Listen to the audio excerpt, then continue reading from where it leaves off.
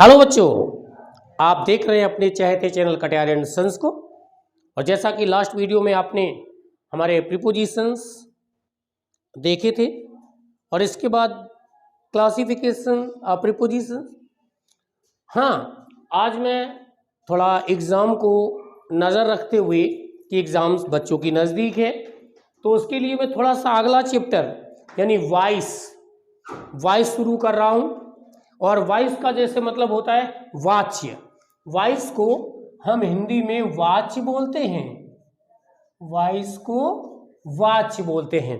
बहुत ढंग से देखिएगा इस वीडियो को और आखिरी तक देखिएगा, क्योंकि इनको बहुत अच्छे ढंग से समझाने वाला हूँ, बहुत ही अच्छी तरह से, एक बहुत ही आपकी भाषा में और अपनी खुद की भाषा में। तो यहाँ देखिए जो वॉइस है वाच्य, सबसे पहले मैं आपको बता दूं कि इसकी डेफिनीशन क्या है वाच्य की, कि वाच्य किसे कहते हैं, ये वॉइस है क्या।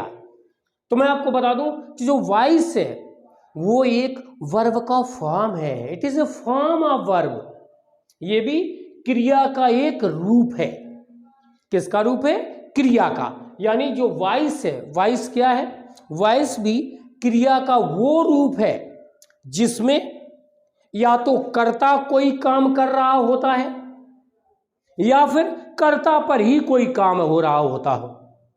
यानी या तो कर्ता काम कर रहा होता है या कर्ता पर ही कोई काम हो रहा होता है। तो सीधी सी बात है, जब कर्ता कोई काम कर रहा हो यह अलग बात हो गई, और जब कर्ता पर ही कोई काम हो रहा हो तो यह दूसरी बात हो गई। अर्थात हम इस तरह से कह सकते हैं कि जो आपके वॉइस हैं ये दो फॉर्म में होता है, क्योंकि जब कर्ता पर ही कोई काम हो रहा हो तो उसे कर्तवाच्य कहते हैं।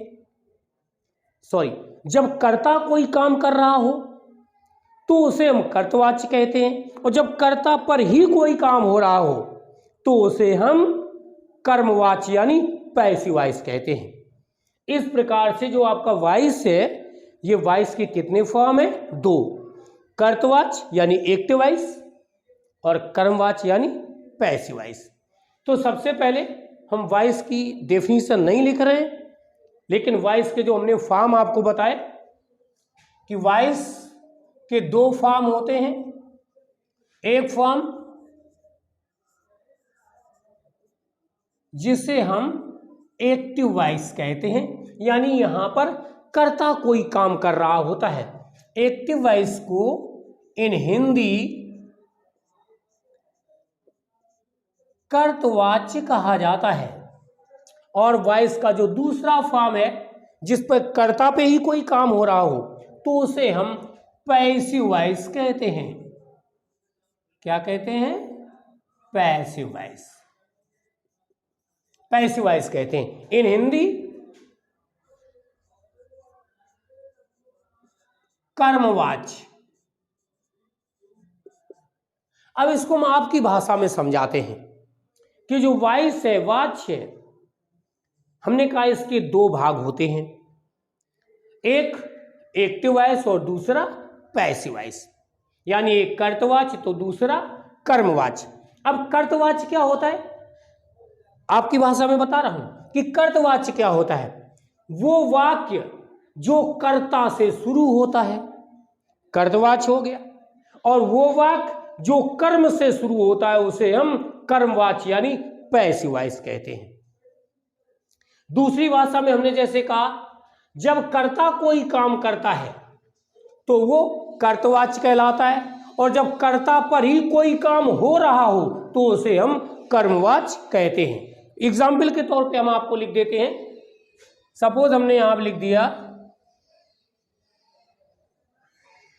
ज्योति राइट्स अ लेटर।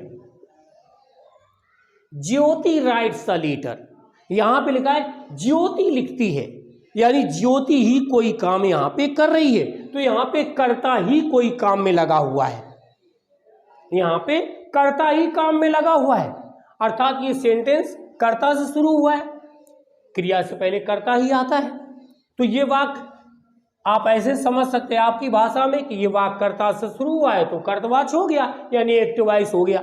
या हम ये भी कह सकते हैं यहाँ पे जो ज्योति है यानी जो कर्ता है वही कोई ना कोई काम यहाँ पे कर रहा है। ज्योति यहाँ पे एक्शन कर रही है यानी लिख रही है कुछ। ज्योति राइट्स, ज्योति लिखती हैं तो यहाँ पे कर्ता खुद कोई काम कर रहा है, अर्थात ये हो गया कर्मवाच्य। अब देखें इसको हम दूसरी भाषा में, जब कर्मवाच्य, कर्मवाच्य का मतलब क्या है कि जब कोई वाक्य कर्म से शुरू हो। किससे शुरू हो? कर्म से। यानी कर्म से शुरू हो तो कर्म को हम पहले लिखेंगे क्योंकि हम वाक्य कर्म से शुरू कर रहे हैं। तो यहाँ पे देखें कि कर्म को हम पहचाने कैसे।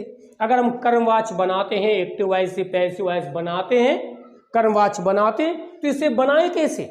तो इस वाक्य को हमें कर्म से शुरू करना पड़ेगा। अब कर्म क्या होता है आपकी भाषा में बताता हूं। कर्म क्या होता है? जो क्रिया है, देखो यहाँ पे क्रिया राइट्स, इसका हिंदी लिखता है या लिखती है, तो यहाँ पे क्या लिखती है। क्रिया क्या है यहाँ पे? लिखती है। लिखना यहाँ पे क्रिया है, इसकी पूरी हिंदी मैंने लिख दी लिखती है। तो जो ये क्रिया का अर्थ है, हिंदी अर्थ, इसमें क्रिया में अगर हम क्या लगाकर क्वेश्चन करें या किसको लगाकर क्वेश्चन करें, क्रिया से पहले हमने क्या लगा दिया? क्वेश्चन मार्क, क्वेश्चन वर्ड क्या। तो अगर क्रिया में क्या लगाकर अगर क्वेश्चन कर दिया जाए और फिर अगर जो उत्तर उससे मिले, जैसे यहां पे कहा ज्योति एक पत्र लिखती है, क्या लिखती है? तो उत्तर मिला अ लेटर। आंसर हमें क्या मिला? A letter. तो क्रिया में क्या लगा देने से जो आंसर मिल जाता है वो हमारा कर्म कहलाता है। क्या कहलाता है? कर्म कहलाता है। अर्थात यहां पे अ लेटर कर्म हो गया। अगर हम इस सेंटेंस को कर्म से यानी अ लेटर से अगर हम शुरू करें तो वाक्य कहलाएगा कर्मवाच्य। तो यहां देखो हम यहां से शुरू करते हैं, अ लेटर, यहां लिख दिया इज रिटेन,